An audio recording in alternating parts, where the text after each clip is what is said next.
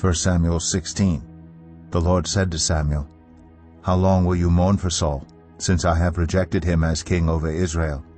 Fill your horn with oil, and be on your way. I am sending you to Jesse of Bethlehem. I have chosen one of his sons to be king." But Samuel said, "How can I go? If Saul hears about it, he will kill me." The Lord said, "Take a heifer with you and say, 'I have come to sacrifice to the Lord.' Invite Jesse to the sacrifice, and I will show you what to do. You are to anoint for me the one I indicate." Samuel did what the Lord said.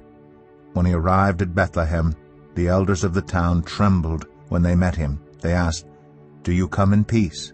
Samuel replied, "Yes, in peace. I have come to sacrifice to the Lord.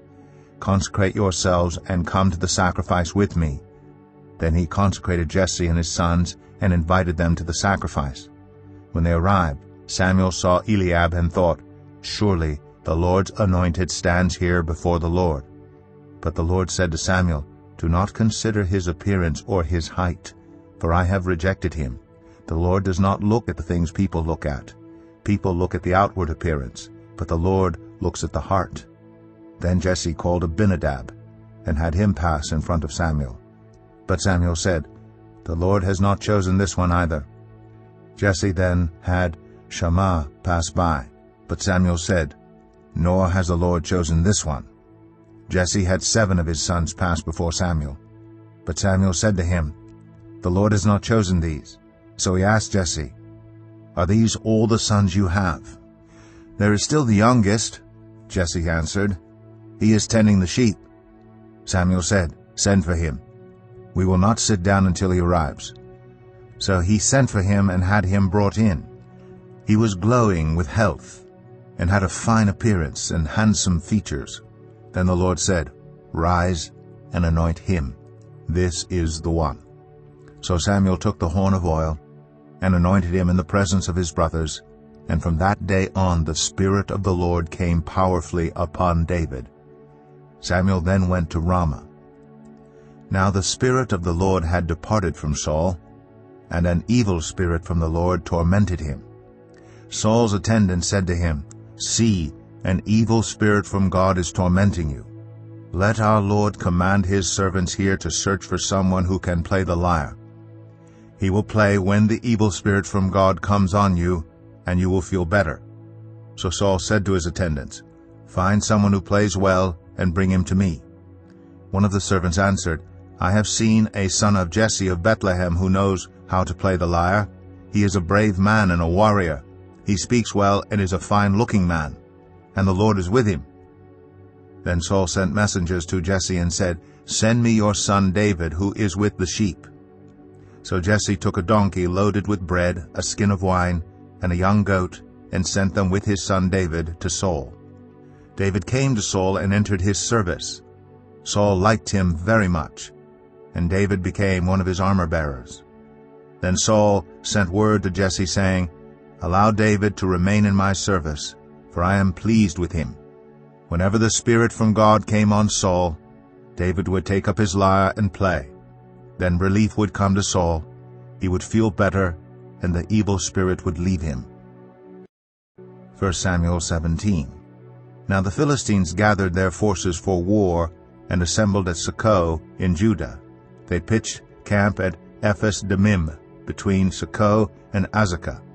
Saul and the Israelites assembled and camped in the valley of Elah, and drew up their battle line to meet the Philistines. The Philistines occupied one hill, and the Israelites another, with the valley between them. A champion named Goliath, who was from Gath, came out of the Philistine camp. His height was 6 cubits and a span. He had a bronze helmet on his head and wore a coat of scale armor of bronze weighing 5,000 shekels. On his legs he wore bronze greaves, and a bronze javelin was slung on his back.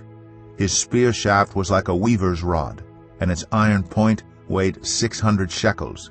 His shield-bearer went ahead of him. Goliath stood and shouted to the ranks of Israel, "Why do you come out and line up for battle? Am I not a Philistine? And are you not the servants of Saul? Choose a man and have him come down to me. If he is able to fight and kill me, we will become your subjects. But if I overcome him and kill him, you will become our subjects and serve us." And the Philistines said, "This day I defy the armies of Israel. Give me a man and let us fight each other." On hearing the Philistines' words, Saul and all the Israelites were dismayed and terrified. Now David was the son of an Ephrathite named Jesse, who was from Bethlehem in Judah. Jesse had 8 sons, and in Saul's time he was very old. Jesse's 3 oldest sons had followed Saul to the war. The firstborn was Eliab, the second Abinadab, and the third Shammah.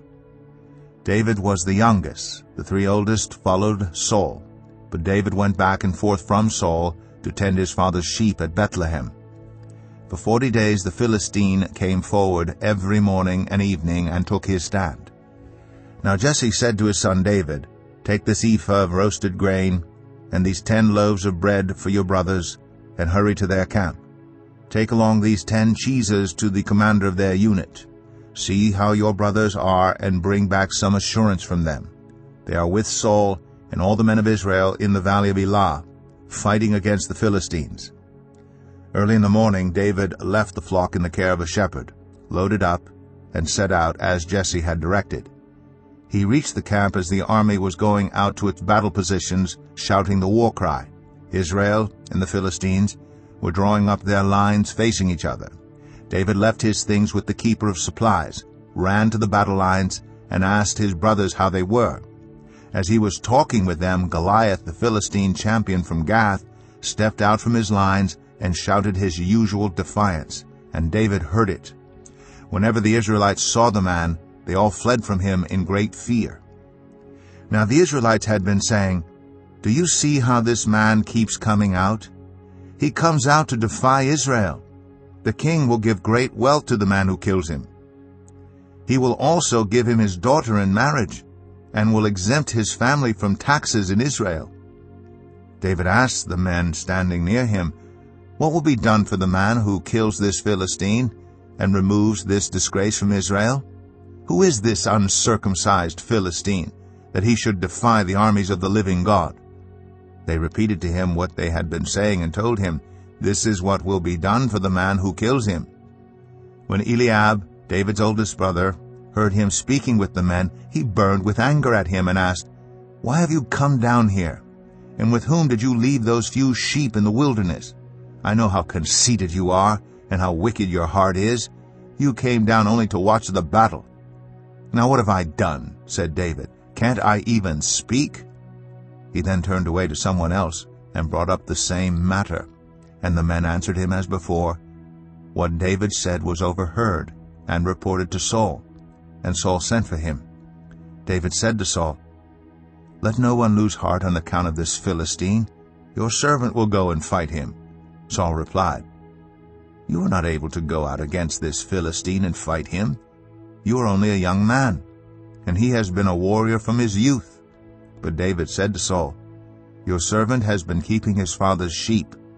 When a lion or a bear came and carried off a sheep from the flock, I went after it, struck it, and rescued the sheep from its mouth. When it turned on me, I seized it by its hair, struck it, and killed it. Your servant has killed both the lion and the bear. This uncircumcised Philistine will be like one of them, because he has defied the armies of the living God. The Lord who rescued me from the paw of the lion and the paw of the bear will rescue me from the hand of this Philistine." Saul said to David, "Go, and the Lord be with you." Then Saul dressed David in his own tunic. He put a coat of armor on him and a bronze helmet on his head.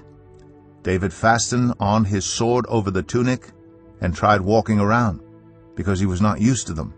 "I cannot go in these," he said to Saul, "because I am not used to them." So he took them off. Then he took his staff in his hand, chose 5 smooth stones from the stream, put them in the pouch of his shepherd's bag, and, with his sling in his hand, approached the Philistine.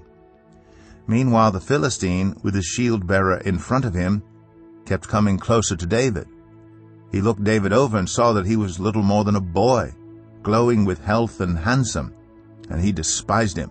He said to David, "Am I a dog, that you come at me with sticks?" And the Philistine cursed David by his gods. "Come here," he said, "and I'll give your flesh to the birds and the wild animals." David said to the Philistine, "You come against me with sword and spear and javelin, but I come against you in the name of the Lord Almighty, the God of the armies of Israel, whom you have defied. This day the Lord will deliver you into my hands, and I'll strike you down and cut off your head. This very day I will give the carcasses of the Philistine army to the birds and the wild animals.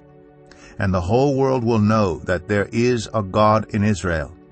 All those gathered here will know that it is not by sword or spear that the Lord saves, for the battle is the Lord's, and he will give all of you into our hands."